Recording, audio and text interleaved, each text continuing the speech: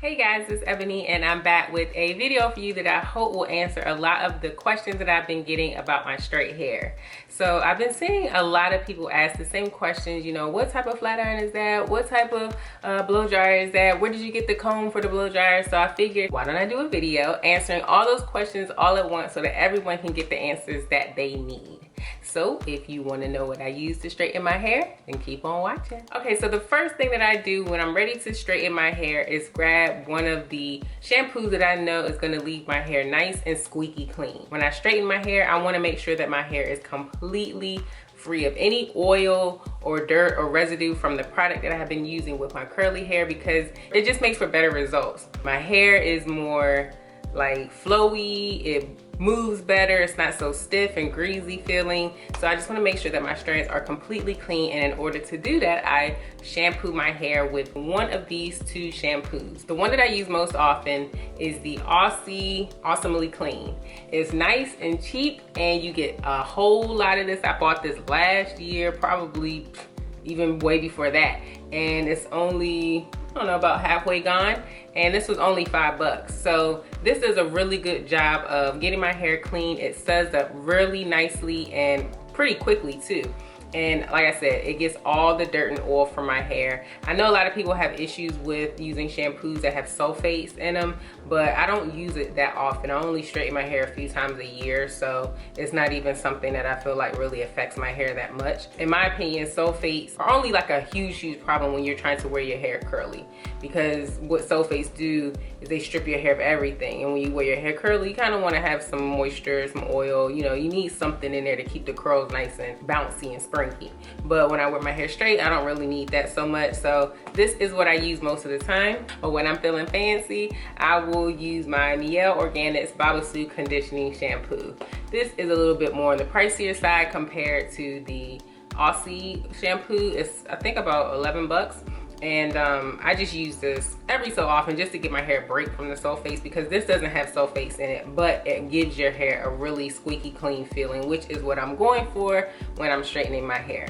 Now, as far as conditioner, I don't use like a rinse out leave-in conditioner because I don't really see the point of it. I know I used to use rinse out conditioners when I would detangle my hair in the shower, but I don't do that anymore. I detangle my hair before stepping into the shower, and just keeping it in sections and, you know, washing one section at a time, so I really don't have to worry too much about tangles. Yeah, so I skip that part altogether. But what I make sure that I do to my hair is deep condition it, especially when I'm going to straighten my hair. I will either use my honey and olive oil deep conditioner mix. I will link that in the description box below, or I'll use just a regular deep conditioner out of the jar. My favorite deep conditioner right now is the Mielle Organics Babassu Oil Mint Deep Conditioner. This stuff is really good. It leaves my hair feeling really soft, and I feel like there's a lot of nutrients inside this jar that makes its way onto my hair that's gonna definitely help my hair withstand the process of straightening. So if you're gonna be straightening your hair, make sure that you take the time and really deep condition it with something high quality. I like to do a lot of DIY stuff because I can see exactly what's going into my hair. But if I don't feel like making my own deep conditioner, I will just grab something that I know is a very high quality, and Mielle Organics never disappoints me. This is my go-to deep conditioner right now. I've used other deep conditioners as well that have been very good, like the SheaMoisture deep conditioner. I'll put all that below, and the tgin. They have really good deep conditioner as well. All right, now when everything is washed out and your hair is nice and clean again, I will go ahead and get a leave-in conditioner. I never skip this step. Leave-in conditioner to me is very important. You need something that's gonna stay in your hair that you aren't gonna rinse out to help promote the health of your hair, especially when you're straightening it. And the leave-in conditioner that I use when I'm straightening my hair is As I Am leave-in conditioner. This stuff is really good. It's not that expensive. I think it's $8.99. It lasts a pretty long time. And the only thing with this is I only put a little. When I wear my hair curly, I'll put this in my hair too, but I'm more heavy-handed when I'm wearing my hair curly because I'm not so afraid of like my hair being weighed down. But because I'm going to be straightening my hair, obviously I don't want that weighed down greasy look, so I'll just, you know, take literally like the a suggested amount, which is probably like a dime size or something. I'll split my hair into sections, not too many sections. I might even just do one half of my head at a time and just put enough leave-in conditioner just to make sure that the hair is coated. Now that it's time to begin adding the heat to my hair, I want to make sure that I am doing everything that I can to protect my hair against heat damage. The first step to that in my book is heat. The first step to that in my book is heat protectant. This stuff is really good. It's the Tresemme Thermal Creations Heat Tamer Leave-In Spray.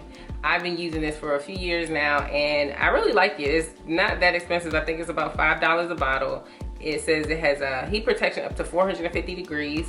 I don't go beyond that, so I'm pretty good there. And I make sure I spray this liberally all over my hair. Sometimes I'll even spray a little bit in my hand and just rub it down the strands of my hair to make sure that my hair is protected as much as possible. I do this before I blow dry my hair, and I spray my hair again right before I flat iron it.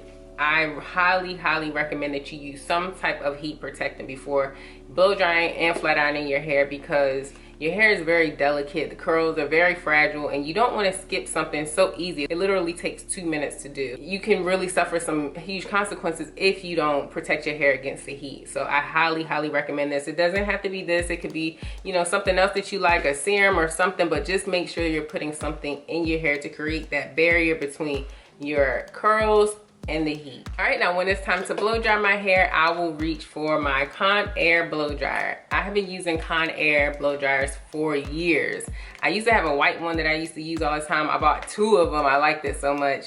But I had to eventually upgrade because I just didn't feel like it was blowing as hard as I felt it should. It was taking my hair way too long to get dry, and so I was just like, okay, I'm gonna go ahead and go back to Target and see what they have to offer. And I found this blow dryer actually just hanging out in the aisle. Actually, when I was in the aisle looking for blow dryers, this woman so happened to be standing there, and she was a white girl, and she was just like, you should get that blow dryer. And I was like, what? She said, trust me. She's like, I use this blow dryer and it just blows my hair all over my head. My hair gets so tangled because it has such a strong motor, but you look like you have a lot of thick hair and probably could use the high speed. And I said, okay, you know, that kind of comforted my head. You know, let me at least try it. I think it was only like $25, so I went ahead and got it. And she was absolutely right. When I got home, I was really blown away, like no pun intended, by how hard this thing blows air out. It's just, it has 3 settings, well, 2 settings actually. It just has low and high, but it has 3 settings of heat, and that's the type of thing that I look for. I never use a blow dryer that just has an on-off button because I need to know that I can control the heat as much as I can, you know, without getting too expensive and technical. So normally what I'll do is use a blow dryer on high speed, and it has a cool, warm, and hot setting, and I'll use the warm setting. I sometimes used to use the hot setting back in the day, but I don't do that anymore. I felt like that was just a little bit extreme. So I just had to learn to live with the warm setting. It takes just a little bit longer, but trust me, it's worth it. I never use cool. Cool is just a waste of time. When you have thick hair like me, you just don't want to spend a whole lot of time on something that's already is a lot of work, and I can get away with warm without getting any heat damage, so that's what I do. And of course there is a cold button for, you know, sometimes people like it for diffusing. I sometimes will do that when I'm diffusing for like, I don't know, 5-6 seconds just to give my hair a quick little break, but most times I'm on the warm setting. So yeah, this is the Conair Infinity Pro, and I love it. I've had it for over a year now, and what I normally do when blow drying my hair to get it ready to be straightened, I will use a comb attachment. I do not use the round brush. I honestly don't know how people do that. You know, number one, I have way too much hair, and to be using both my arms to try to like, heck no. No. My arms will be like wet noodles when it's all said and done, and I don't know how people do it. And number two, I feel like people are really pulling and putting a lot of tension on their hair with the round brush in the blow dryer. It seems like a lot of work and a lot of harsh manipulation to get your hair to get straight. And so I just skip that altogether. And plus, this is what I know. I've been using a blow dryer with a comb attachment for as long as I can remember. And while these do tend to break pretty often, I feel like I found a pretty good one. This is the Tiche, I don't know, it's spelled T-Y-C-H-E.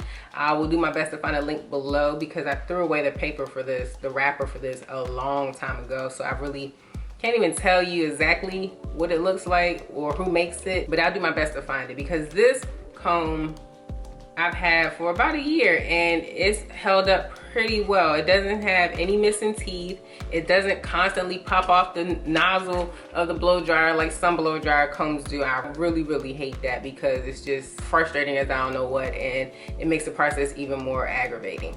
But yeah, this one is really good, and they have different lengths of combs or teeth or whatever, but this one was the longest one. And if you have a lot of thick hair like me, I suggest getting one with teeth that are very long because I think that has a lot to do with why the teeth haven't broken and why my hair still gets pretty straight with using this combination. So yeah, that is my blow dryer setup, and moving right along to the flat iron. Moving on to one of the most important parts of this whole process, if not the most important, the flat iron. I use the SEDU Professional Flat Iron. This is a 1.5 inch wide plate, and I got this a couple years ago from, I think, Folica.com, and it would cost me about 120 bucks. And for a long time, I couldn't decide what type of flat iron I wanted because before using this, I used to use the Chi. It was a hot pink flat iron, and it had, you know, ceramic plates, but it only had an on-off setting. It didn't have a temperature control, and I knew that once I went natural that was gonna be really important. And plus, you know, that flat iron was on its last leg anyway at the time, so I was just like, okay, I need to upgrade. So I did a lot of research through YouTube, customer reviews and things like that, and it literally got down between this and the GHD flat iron.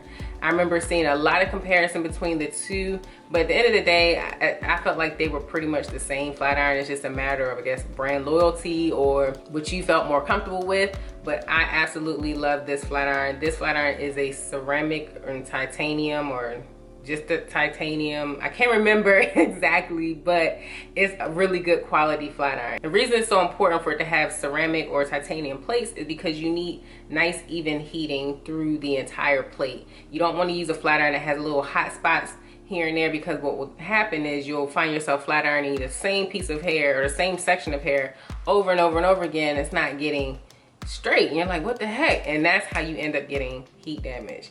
A lot of times it's not the active flat ironing your hair, is how you're flat ironing your hair that causes the heat damage. What I really like about this flat iron, besides the place, is the fact that you can control the temperature setting.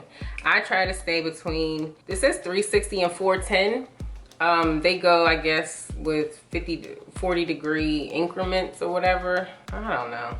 Anyways, they don't say it exactly. It kind of gives you a range. It goes from 250 to 280, I'm sorry, 230 to 280 to 320 to 360 to 410. So I try to stay on the side closest to the 360 between the, I don't know, you guys can't see that.